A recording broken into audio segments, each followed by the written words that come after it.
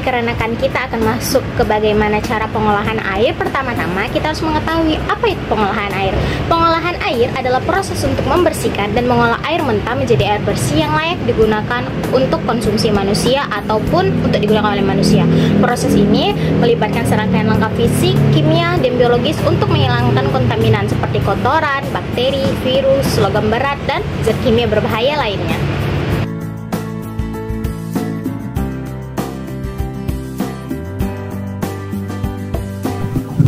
Selanjutnya masuk ke bagian proses pengolahan air, yang dimana prosesnya akan melibatkan beberapa serangkaian langkah-langkah yang bertujuan untuk membersihkan air dan menjadikannya air bersih yang layak digunakan. Berikut ini langkah-langkah dalam proses pengolahan air. Yang pertama, pengambilan air. Pada langkah pertama akan dilakukan pengambilan air mentah dari suatu sumber seperti sungai, danau, atau air tanah. Yang kedua yaitu pra-penyaringan. Pada tahap ini akan dilakukan penyaringan kasar untuk menghilangkan partikel besar dan puing-puing yang dapat merusak peralatan selanjutnya. Yang ketiga yaitu ada koagulasi dan flokkulasi. Pada proses koagulasi akan dilakukan penambahan koagulan atau biasanya bahan kimia seperti alum ke dalam air mentah untuk mengikat partikel-partikel kecil hingga menjadi partikel yang lebih besar. Pada proses flokkulasi akan dilakukan pencampuran air yang mengandung koagulan untuk membentuk flok atau partikel-partikel yang lebih besar. Yang keempat yaitu ada namanya sedimentasi. Setelah proses koagulasi dan flokkulasi, air dialirkan ke dalam tangki sedimentasi. Di dalam tangki ini, flok akan mengendap di dasar tangki, lalu meninggalkan air yang lebih jernih di bagian atas. Yang kelima yaitu filtrasi. Pada filtrasi, air jernih yang dihasilkan dari proses sedimentasi akan mengalirkan melalui sistem filter. Filter ini biasanya berupa lapisan pasir, kerikil, atau bahan lain yang menyaring partikel-partikel sisa. Yang keenam yaitu disinfeksi. Setelah filtrasi, air kemudian didesinfeksi untuk membunuh mikroorganisme berbahaya. Pada disinfeksi akan digunakan metode disinfeksi yaitu dapat berupa penambahan klorin, ozon, atau penggunaan sinar ultraviolet atau UV. Yang ketujuh yaitu penyimpanan dan distribusi. Lalu air bersih kemudian disimpan di dalam tangki penyimpanan sebelum didistribusikan kepada pengguna akhir. Pompa digunakan untuk mendistribusi air bersih ke jaringan distribusi atau penggunaan akhir. Nah, setiap langkah dalam proses pengolahan air penting untuk memastikan bahwa air yang dihasilkan aman, bersih, dan memenuhi standar kualitas yang telah ditetapkan oleh otoritas kesehatan setempat. Baiklah, selanjutnya kita akan masuk ke dalam penanggulangan proses pengolahan air. Nah, penanggulangan proses pengolahan air ini melibatkan berbagai strategi dan juga tindakan yang dilakukan untuk memastikan efektivitas, efisiensi, dan juga kualitas air bersih yang dihasilkan dari proses pengolahan air. Nah, ada beberapa langkah yang perlu dilakukan dalam penanggulangan proses pengolahan air, yaitu yang pertama, pemantauan kualitas air. Ini melakukan pengujian dan pemantauan rutin kualitas air selama proses pengolahan, termasuk mengukur pH, turbiditas, kandungan kimia, dan tingkat kontaminasi dari mikrobiologis. Tindakan ini mengambil korektif segera jika kualitas air menyimpang dari standar yang diinginkan. Yang kedua, pengendalian proses. Mengatur dan mengontrol parameter proses seperti dosis bahan kimia, laju aliran, dan waktu kontak untuk memastikan efisiensi pengolahan dan menghindari pengeluaran bahan berlebihan. Nah, yang ketiga, perawatan dan pemeliharaan fasilitas. Menjaga peralatan dan fasilitas pengolahan air ini harus berfungsi dengan baik. Ini termasuk pembersihan, perbaikan, dan penggantian peralatan yang sudah usang. Yang keempat, pengolahan limbah. Mengelola limbah yang dihasilkan dari proses pengolahan air seperti lumpur dan bahan kimia sisa dengan cara aman dan sesuai dengan peraturan lingkungan. Yang kelima yaitu ada peningkatan efisiensi energi, yaitu menerapkan teknologi dan praktik yang efisien secara energi untuk mengurangi konsumsi energi selama proses pengolahan. Yang keenam yaitu pelatihan dan keamanan karyawan. Ini memberikan pelatihan kepada karyawan untuk memastikan cara memahami, cara mengoperasi dan memelihara peralatan dengan aman serta mengikuti prosedur keselamatan. Yang ketujuh yaitu pengelolaan risiko dan tanggung darurat. mengembangkan rencana tanggap darurat untuk mengatasi situasi dan terduga seperti kontaminasi atau kegagalan peralatan. Yang terakhir yaitu kolaborasi dengan pemangku kepentingan, bekerja sama dengan pemerintahan, lembaga regulasi, dan masyarakat untuk memastikan proses pengolahan air ini memenuhi standar dan harapan semua pihak. Dengan melakukan langkah-langkah penanggulangan ini, sistem pengolahan air dapat beroperasi dengan efisien dan memberikan air bersih yang memenuhi standar kualitas bagi para masyarakat. Komponen penting dalam proses pengolahan air. Pada proses pengolahan air, ada beberapa komponen penting yang perlu diketahui, yaitu yang pertama, koagulasi dan flokkulasi, yang merupakan proses penambahan kimia seperti aluminium sulfat atau besi klorida ke dalam air untuk membentuk gumpalan atau vlog dan partikel-partikel terlarut dan klorid. Lalu ada sedimentasi, yaitu proses setelah koagulasi dan flokkulasi, yang mana air akan dialirkan dari tangki sedimentasi dan vlog, kemudian untuk diendapkan di dasar tangki. Nah, selanjutnya ada filtrasi. Pada tahap ini, air jernih yang dihasilkan sedimentasi akan disaring melalui media seperti pasir atau arak aktif untuk menghilangkan partikel yang tersuspensi dan kontaminan lainnya, serta juga membantu menghilangkan bau dan rasa yang tidak diinginkan. Nah, selanjutnya ada bagian yang penting, yaitu desinfeksi. Dikarenakan pada tahap ini akan melibatkan penambahan bahan kimia seperti klorin atau menggunakan teknologi seperti ultraviolet atau UV ataupun ozon untuk membunuh bakteri, virus, dan mikroorganisme lainnya. Kemudian ada penyesuaian pH.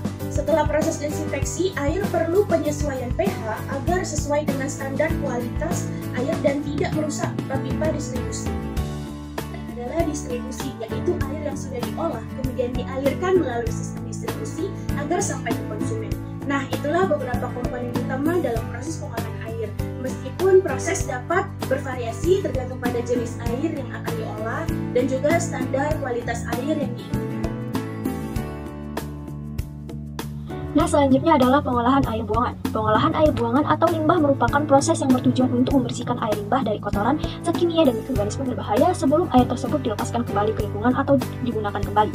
Pada proses ini terdapat 6 tahapan, yaitu pada tahap awal akan dilakukan penyaringan dan pemompaan. Pada penyaringan air limbah akan disaring untuk menghilangkan partikel besar seperti sampah, plastik, dan benda-benda kasar lainnya. Pada pemompaan, pompa akan mengalirkan air limbah ke fasilitas pengolahan. Tahap yang kedua ada tahap primer. Pada tahap primer akan ada pengendapan dan pengumpulan endapan yang dimana air limbah dialirkan ke dalam tangki pengendapan dan akan membuat partikel padat dan lemak mengendap di dasar atau mengapung di permukaan. Lalu endapan yang ada di dasar tangki akan dikumpulkan untuk pengolahan lebih lanjut. Yang ketiga ada tahap sekunder. Pada tahap ini ada 3 proses lagi, yaitu proses biologis. Proses biologis seperti lumpur aktif atau filter per lokasi digunakan untuk menguraikan bahan organik di dalam air limbah. Yang kedua ada tangki airase. Bakteri dan mikroorganisme lainnya menguraikan bahan organik dalam tangki airase dengan bantuan oksigen. Yang ketiga ada tangki pengendapan sekunder. Setelah proses biologis, air limbah masuk ke tangki pengendapan sekunder untuk mengendapkan mikroorganisme dan partikel yang tersisa. Yang keempat ada tahap tersier. Pada tahap ini memiliki beberapa proses. Yang pertama yaitu proses filtrasi. Air limbah melewati filter pasir atau media lainnya untuk menghilangkan partikel-partikel halus yang tersisa. Yang kedua ada proses kimia. Penambahan bahan kimia seperti koagulan dan flokagulan digunakan untuk mengikat partikel-partikel halus. Yang ketiga ada disinfeksi. Proses ini menggunakan bahan kimia seperti klorin atau metode lain seperti sinar UV untuk membunuh mikroorganisme berbahaya. Yang kelima adalah pengelolaan sludge. Pada proses ini, endapan yang dikumpulkan selama proses primer dan sekunder diolah melalui proses pengentalan, pengeringan, dan stabilisasi lalu dimanfaatkan kembali atau dibuang dengan aman. Yang keenam, pengembalian ke lingkungan atau penggunaan kembali. Air yang sudah diolah dapat dilepaskan ke lingkungan atau sungai, danau, dan laut, atau digunakan kembali untuk keperluan tertentu, tergantung pada peraturan setempat dan kualitas air yang dihasilkan. Pengolahan air buangan harus memenuhi standar dan peraturan lingkungan yang ketat untuk memastikan kualitas air yang diolah dan mencegah dampak negatif terhadap lingkungan dan kesehatan. Penyebaran penyakit melalui air. Proses pengolahan air ini benar-benar sangat penting dan harus diperhatikan dikarenakan air ini bisa menjadi pembawa penyakit. Berbagai agen penyakit yang menular melalui air meliputi virus, bakteri, protozoa maupun vektor yang menjadikan lingkungan air sebagai tempat tinggalnya. Menurut cara penyebarannya, ada 4 macam penyakit yang penularannya melibatkan air. Yang pertama ada waterborne disease, yaitu penyakit yang ditularkan langsung melalui air minum, di mana air yang diminum mengandung kuman patogen sehingga menyebabkan yang bersangkutan menjadi sakit. Termasuk dalam kategori ini yaitu ada penyakit kolera, tifus, disentri, serta lainnya. Yang kedua ada waterborne disease, yaitu penyakit yang disebabkan oleh higienitas air yang buruk. Cara penularannya dapat berupa infeksi pada saluran pencernaan seperti diare pada anak-anak, infeksi pada kulit dan mata seperti penyakit skabies dan trakoma. Selanjutnya ada penyakit melalui cairan kemih binatang pengerat seperti leptospirosis. Yang ketiga ada water-based disease, yaitu penyakit yang disebabkan oleh bibit penyakit yang sebagian siklus kehidupannya berhubungan dengan air. Contoh penyakit ini yaitu ada schistosmiasis. Selanjutnya yang keempat yaitu ada water-related factors, di mana penyakit ini disebabkan oleh faktor penyakit yang sebagian atau seluruh perindukannya berada di dalam air. Termasuk dalam kategori ini yaitu ada demam berdarah, malaria, filariasis, dan sebagainya. Kali ini kami mengambil untuk kasus yang bisa dikaitkan tentang proses pengolahan air adalah teknologi biofilter sebagai pengolahan air limbah rumah sakit. Seperti yang kita ketahui bahwa rumah sakit yang selalu melakukan pelayanan kesehatan kepada masyarakat pasti menghasilkan limbah cair, limbah padat, dan radioaktif. Air limbah rumah sakit biasanya mengandung mikroorganisme, bahan kimia, dan zat beracun serta radioaktivitas yang berbahaya bagi kesehatan dan juga lingkungan.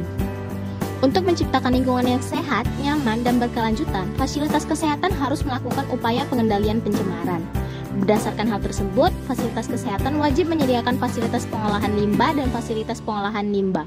Salah satu sistem pengolahan limbah yang banyak digunakan di beberapa institusi medis adalah instalasi pengolahan limbah yang dilengkapi dengan sistem biofilter anaerobik aerobik. Baiklah, selanjutnya kita masuk ke dalam bagaimana proses pengolahan limbah rumah sakit menggunakan teknologi proses biofilter anaerob aerob. Yang pertama, semua air limbah dipompa ke tangki pengumpul atau tangki penampung, dan air limbah dari tangki penampung akan dipompa ke alat pemurnian utama untuk memisahkan partikel lumpur. Seperti dilihat di gambar ini, menunjukkan skema proses pengolahan air limbah menggunakan sistem biofilter.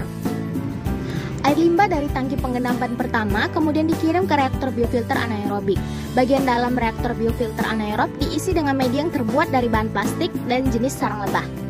Reaktor biofilter anaerobik terdiri dari dua ruang. Penguraian bahan organik dalam limbah air dilakukan oleh bakteri anaerobik atau anaerobik fakultatif. Setelah beberapa hari beroperasi, lapisan mikroorganisme tumbuh di permukaan media filter. Nah, mikroorganisme ini menguraikan bahan organik yang tidak terurai di tangki pengendapan. Efluen dari reaktor biofilter anaerob dialirkan ke reaktor biofilter aerob. Bagian dalam reaktor biofilter aerob diisi dengan media yang terbuat dari bahan plastik sarang lebah dan dihembuskan aerasi atau udara untuk menguraikan mikroorganisme yang ada untuk menumbuhkan zat organik yang ada dalam air limbah dan menempel pada permukaan media. Dengan cara ini, air limbah bersentuhan dengan mikroorganisme yang mengapung di air atau menempel pada permukaan media dan meningkatkan efisiensi dekomposisi zat organik dan deterjen serta mempercepat proses nitrifikasi dan meningkatkan efisiensi penyisihan amonia. Proses ini sering disebut sebagai aerasi kontak. Air mengalir dari tangki aktivitas ke perangkat pemurnian sekunder. Dalam sistem pemurnian sekunder, sebagian air limbah dipompa kembali ke aliran masuk tangki lumpur aktif melalui pompa sirkulasi lumpur. Sementara itu, air luapan dikirim ke tangki kontrol biologis dan kemudian ke tangki kontak klorin untuk proses desinfeksi. Dalam tangki kontak klorin ini, air limbah dikontakkan dengan senyawa klorin untuk membunuh mikroorganisme patogen. Air limbah olahan atau limbah ini akan menghasilkan proses klorinasi, dan setelah proses klorinasi dapat langsung dibuang ke sungai dan saluran pembuangan umum.